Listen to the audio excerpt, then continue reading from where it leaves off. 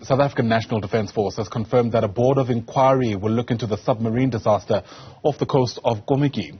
3 crew members died and 4 others were rescued from the vessel on Wednesday, which fell into difficulties in rough seas, we're told.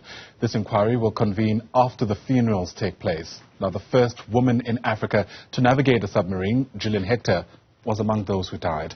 Now, on that same day, 4 SANDF members also died in a car accident involving an SA military 50 vehicle in the Northern Cape. Let's try and unpack these developments for you now. Bring in Darren Olivier, who's director of the African Defence Review, and joins us now via our video link. And Darren, it's great to see you. Thanks for your time and patience. And welcome to the AM report. You know, we now know that the submarine disaster actually took place during routine training, and that's raised all kinds of concerns.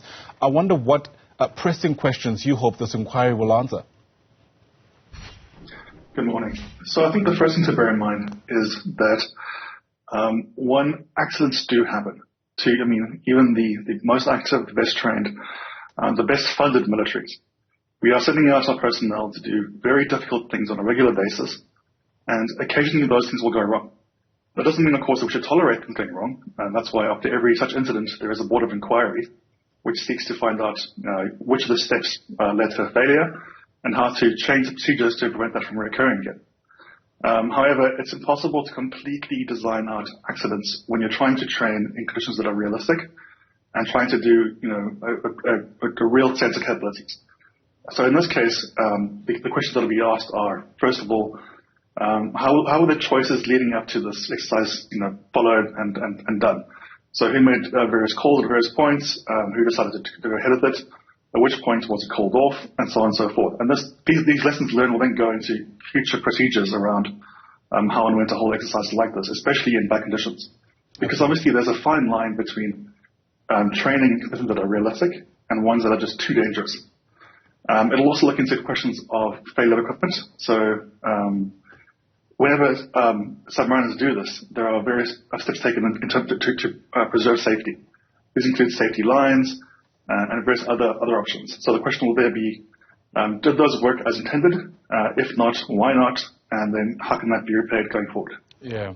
I suppose other questions to be asked is whether or not this is a unilateral decision, right? I mean, are there enough people in a situation where it's not clear whether to go ahead with something like training who are able to, at the very least, sense check one another in order to mitigate something like this from taking place? Yeah, absolutely. So one of the big items this will go into is the question of, well, what is the decision-making structure over here? Were there any objections raised? Were they overruled or not? And again, bearing in mind that the answer might just be that it was a completely free accident, that conditions were okay at the time, or deemed okay by reasonable means, and then suddenly worsened. It can happen, although, of course, the line here is a very blurry one. So the inquiry will definitely go into, I think, very deep and very critical detail. And this is also, I think, why the Navy, as I said, let's rather hold it after the funerals, give everybody a chance to mourn, because obviously the questions that will be asked are never nice ones. I mean, anybody who's been on the receiving end of one of these investigations in the military will tell you that it is never a pleasant experience to be, even if you've done everything right, it's always a difficult experience because everything that you did gets scrutinized. Absolutely. And there's that saying about hindsight, right, being perfect, and it's always easier to see after the disaster what could have been done differently. And you're right, some time is going to pass before this inquiry takes place. I understand it's going to begin on the 11th of October, which is 2 weeks from now. Yes, it's also to allow the funerals to take place, but I wonder how concerned you are that waiting this long might affect our ability to get some of these crucial answers. Is that a concern you share at all? I think it depends on whether there are going to be immediate debriefs or not. So I would hope that there are debriefs ahead of time, which will then be used in the inquiry. And in that case, then the inquiry itself can start a bit later. That's not an issue. What's most important is that the debriefs happen as early as possible. And I think they will. So I'm not too concerned about that. And in that case, then the inquiry can happen, a month later. It's not really a major issue.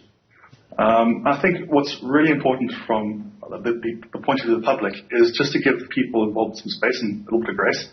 I've seen a lot of comments, claiming that the soldiers were, the sailors were incompetent, untrained, and all that. That's just really inaccurate. These were trained personnel. So something deeper went wrong here. And, we all make mistakes. So I think something else to emphasize is that the SANDF is operating on a very, very low budget, much lower than it should be, which means that they're not getting in the required training they should be getting to remain as sharp as they could be. So, I mean, it's something we see even in the US Navy when they had a spate of incidents because of cutbacks in training. If you're not training all the time and repeating the training again and again and again and again, you do at some point get to a point where you lose some experience. And so even the best trained personnel can be a little bit less sharp if you're not getting the required amount of training. And by training, I don't mean like training how to do something. I mean regular and repeated practice. Right, yeah. So, yeah. And I suppose that brings us to the conversation around the kind of terms of reference of this inquiry, right? To what extent do you reckon it needs to go there in order for us to, I suppose, have an accurate sense of what really went wrong here? In other words, this is not just an event that went wrong. It's possibly a process over time that in some part has been affected by these ongoing budget cuts to the SANDF. Oh, absolutely. I would hope the inquiry has a broad scope and a broad mandate because, for one of the questions that needs to be asked is there pressure to hold these exercises as often as possible, whenever possible, because of the lack of availability of assets? I mean, we know that the Super Lynxes were unavailable for a certain amount of time due to issues getting support contracts via Arms Corps. We know that, again, the Navy, the Air Force don't get enough hours, as many hours as they need. So one of the questions that's systemic is, first of all, to what effect is underfunding affecting all of this? And to what effect do personnel feel the pressure to exercise whenever possible because they recognize that if they miss an opportunity, they're not sure when it might come around again. So, yes, the inquiry has to have a very broad scope of mandate, I think, and not focus just on the day. Absolutely. Well, Darren Olivier, thanks very much indeed for your insight. It certainly seems that we need to have a human response to this, even in the midst of people calling for accountability. So, Darren, thanks very much indeed for that. He's director at Africa Defence Review.